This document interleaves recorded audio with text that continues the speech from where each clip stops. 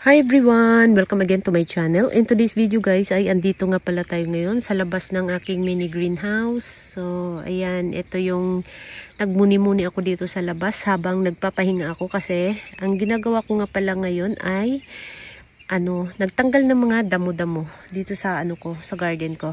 So ayan yung ginagawa ko. Ayan. So tinatanggal ko yung mga maliit na damo kasi dito ko itanim yung mga mais. So, marami akong itanim na mais. So, ayan, tinatanggal ko, nilinis ko. I-ready ko para kapag pwede nang itanim yung aking mais, ayan, mabilis na lang. Tapos, ito nga pala yung mga cabbage ko, ayan. Bumibilog na siya, guys. Ayan. Ayan. So, siya kasi hindi ko ginagamitan ng, gamot sa, para sa mga peste. Kasi lapitin ng, yung parang uod, itong cabbage. So ayan, nilagay ko dyan sa loob. Tapos ito, mga radish, Japanese radish. Tapos yan, ayan, nagkaroon na ng mga bulaklak, oh. Mga yan guys, mga ba yun, mustasa. Ayan, nagkaroon na siya ng bulaklak. Tapos mayroon pa ako ditong malaki na, oh. Yan. Ang ganda ng kulay, di ba? Tingnan natin sa loob. Ay. So yan, guys. So napakaganda ng kulay, di ba? Lettuce, variety ng lettuce. Tapos ito is mga carrots. Yan. So nilagyan ko ng fertilizer para tumaba. Yan. So, mga carrots yan lahat. Ito, nakita ninyo to nung napakaliit pa nito. Last year, pinakita ko rin to sa nung bagong tanim. So, ayan, ganito na sila ngayon, guys. Nung nakaraan din, pinakita ko din sa inyo, di ba? So, nagkasakit yung aking, mga sibuyas. Yan, nagkasakit siya. Pero, hindi ko na in-sprayhan ng gamot. Kasi, na siya, bilog na siya. Malapit na siyang i-harvest. Inaantay ko na lang na magiging ganito. Yan. So, nakatayo pa kasi yung mga Ang palatandaan ko kasi kapag kailangan na niyang i-harvest ay kapag, ayan, ganyan na. Ganito na yung kanyang tapos halimbawa ganito. Tanggalin mo. Tapos, lagay mo lang dyan. Hayaan mo muna ng isang araw. Ibilad mo muna sa init. Ayan yung, ba yun? Regular na ginagawa ko kapag nag-harvest ako ng mga white onions. So, unti-unti na rin akong kumukuha dito. Ginagawa kong salad. Yung chinachop ng napakanipis.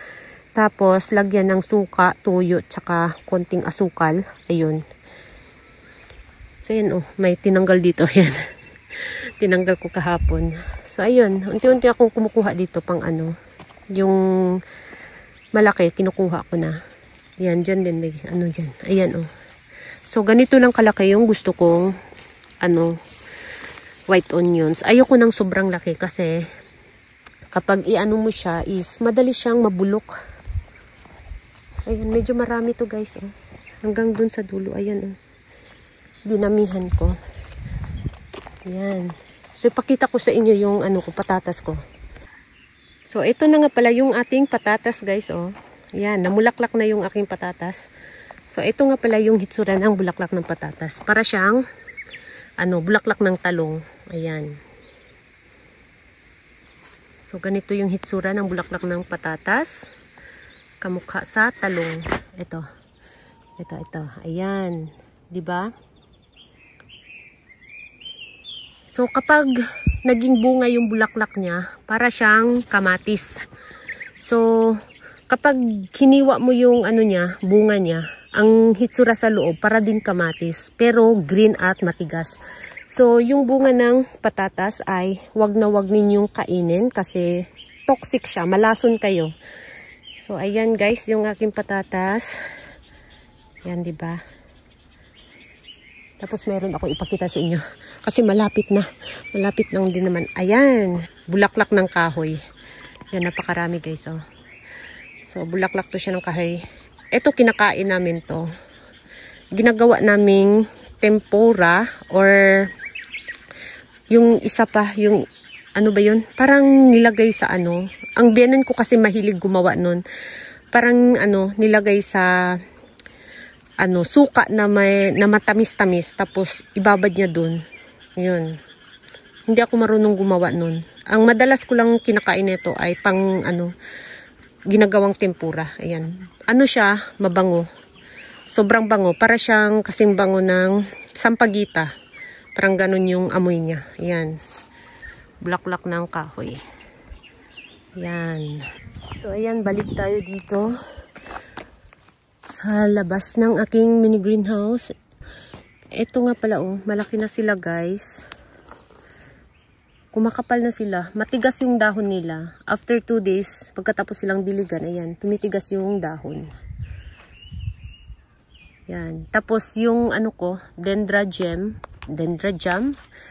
Ayan. Dendra jam pala. Ayan. Ano na siya, guys? Yung nireset ko. Ito galing siya sa malaking pot. Pinagsama-sama ko. Ito sila, pinagsama-sama ko sa malaking pot. Tapos, di ba, nakalbo. Pinakita ko sa inyo na nakalbo sila. So, ito na sila ngayon, guys. Ayan. Kumapal na ulit. So, yung mga stem na nakalbo, nagkaroon ng bagong babies. So, ito na yung mga babies. Malaki na. Ayan na yung mga babies. And, yung aking lemon rose, ayan, lumaki na naman siya ulit. Diba? Ang ganda ng dahon niya ngayon. Lumaki na naman siya. Tapos, ito nga pala, oh. Kanina, nagtanggal ako ng, ano dito, dry leaves. So, ito nga pala yung ano natin. Yan. Diba? Palaki ng palaki yung kanyang, bump. Lalo na dito sa gilid. Ito. Diba? So, wag na ninyong pansinin yung kamay ko kasi nagtanggal nga ako ng mga damo-damo, diba? So, naka-gloves naman ako. Kaya lang, hindi talaga maiwasan na maano yung kamay, diba? Marumihan. Tapos, ito, ayan, oh, ito, oh, napakataba ng bump nito. Ayan, oh. Diba? So, yung mother plant naman nito ay walang bump. Pero, etong dalawa, nagkaroon ng bump. So, instant tayo, nagkaroon tayo ng madiba na may bump. Yan. Pero yung iba wala. Ito, wala. Yan. Walang bump, diba? So, ito, malaki na yung mga babies, guys, oh. Yan. Ito. So, may mga nagkasakit dito. Ito, nilagyan ko ng kanina lang. Kasi napansin ko. Habang nakaano ako dito. Nakaupo ako dito. Nagkaroon siya ng mashi. Tinanggal ko yung mashi leaves. Tapos, nilagyan ko ng, ano ba yun? Yung pang-disinfect ng, buto. Yan. Powder na pang-disinfect ng buto. So, nilagay ko dyan. Kasi wala akong ibang gamot na mayroon. Meron ako dito sa bukid. So, ang nilagay ko, ito na lang. Yung pang-disinfect ng buto. Baka sakaling hindi siya matuluyan. So, ayan guys. Yung ito oh. Biglang tumigas yung dahon niya. Medyo basa pa sila. Napaka bigat pa ng kanyang pat, hindi pa natuyo. Kahit dito sa ibabaw, oh, basa pa rin, oh. Pero yung mga, mga baby, oh, biglang, biglang buka. So, ayan, nagkaroon na naman siya ng bagong baby dito. Ang sipag mag-baby. Yan. So, ito, oh, nasira, oh. Hindi ko alam bakit nasira siya. Wala naman siyang stem rot. Yan, hindi naman siya nagkaroon ng stem rot. Nagkaroon lang siya ng mga dry leaves. Pero, ang dami niyang babies. So, yung mother plant lang, pumangit ng pumangit. Hindi ko alam bakit. Tapos, ito, malaki na rin yung babies niya. Yan, paikot. Yan. Tapos, ito nga pala, oh. Yan, pagkatapos ko silang diligan. Ito nga pala si Takasago no Okina. Tapos ito si Party Dress. Hindi ko alam kung bakit magkamukha. Siguro yung seller nagkamali. Nagkamali ng paglagay ng pangalan. Kasi magkamukha sila guys. Yan. Ito nilagyan ko ng pangalan. May pangalan siya. Ito may pangalan dito. Takasago no Okina. Pero nung winter napansin ko iba yung hitsura nila. Lalo na dito, ayan sa dahon 'di ba? May mga dot sa dahon. Ito makinis ang dahon ni Takasago no Okina. Ito Takasago no Okina. Makinis yung dahon niya. Ito may dot. So mayroon din akong nilagay dito sa loob. Nilagay ko direct sa ground. Tingnan natin. So ito yung nilagay ko na party dress dito sa loob ng mini greenhouse. Malaki na. Diba? Magkamukha talaga sila ni Takasago no Okina. Ito Takasago no Okina. Pero yung dahon nila guys, parang mahaba kaysa dito. Siguro dahil matagal na to at ito ay medyo bata-bata pa kaya mahaba yung dahon. Pero magkamukha sila. Tingnan natin kung ano magiging hitsura. Kasi magkamukha kasi sila.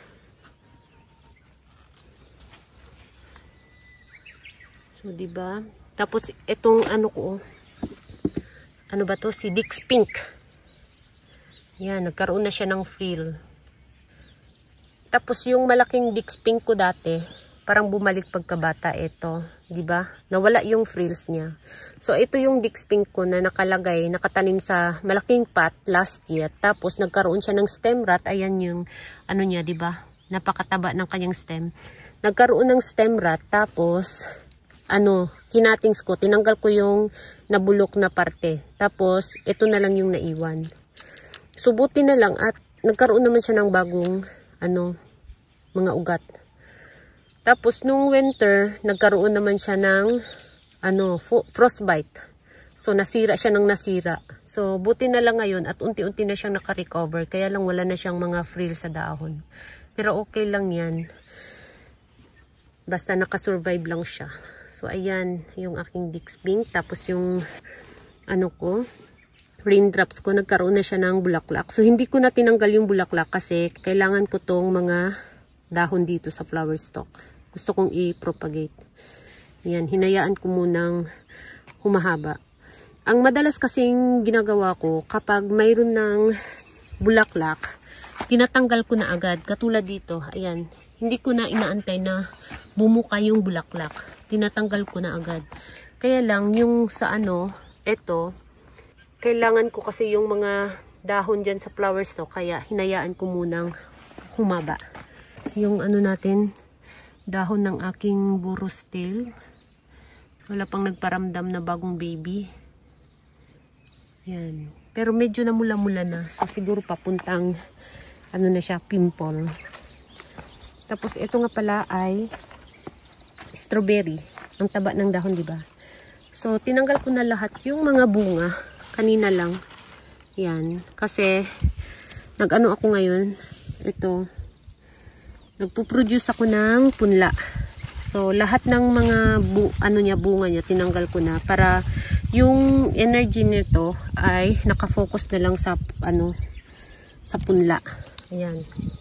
So, ang taba ng dahon, diba? Nasa siya, nasa pot siya guys. Yan, nasa pot siya. Ito yung pot, ito. Nasa pot siya. So, ito, ang ganda ng kulay. Hanggang ngayon, pa rin. Orange pa rin yung kulay. So, yung nasa bahay na ganito, namulaklak na siya. Kaya lang, green na yung dahon. Hindi na katulad nito. So, ito, patpunta na siya mamulaklak. Ito, may mga na siya bago dito. Yan. Mga bulaklak na yan. Ang kulay ng bulaklak nito ay dilaw. So, yung sa bahay na mulaklak na siya. Kaya lang ito, hindi pa. Pero, ang ganda naman ng kulay, diba? Tapos, mayroon ako dito mga sedum. Pinaulanan ko to guys. Yan. Kumapal na naman yung ko. Yan, kumapal na siya. Tumaba na siya guys. Tapos, ito, biglang dami. Diba? Dumami siya. So, wag na ninyong pansinin to kasi tinusok ko lang to. Ibang ano yan. Ayan. Tapos, ito naman, ito na lang yung natira. Ito yung variety ng sedum na nilagay ko last year sa arrangement ko. So, yung nakuha ko doon ay ito na lang yung natira. So, nagkaroon kasi ng mga frostbite. Ayan, maselan kasi to sa winter. So, ayan, ito na lang yung natira. Tapos ito, yan, dumadami na, diba? Meron din ako dito nilagay. Ito, oh. Ayan. Diba? Kumapal na, guys. So, yung mga sedum na pinapadami ko, ayan, kumakapal na. So, next time, ito naman yung pakita ko sa inyo kasi palaki na ng palaki. So, ayan, balik tayo dito sa ano ko. So, thank you so much for watching and please don't forget to subscribe and like to my channel. Sa hindi pa nakapag-subscribe, please subscribe my channel at i-click nyo na rin ang bell button para ma-update kayo pag nag-upload ako ng bagong video. Thank you so much for watching and see you on my next video. Bye-bye!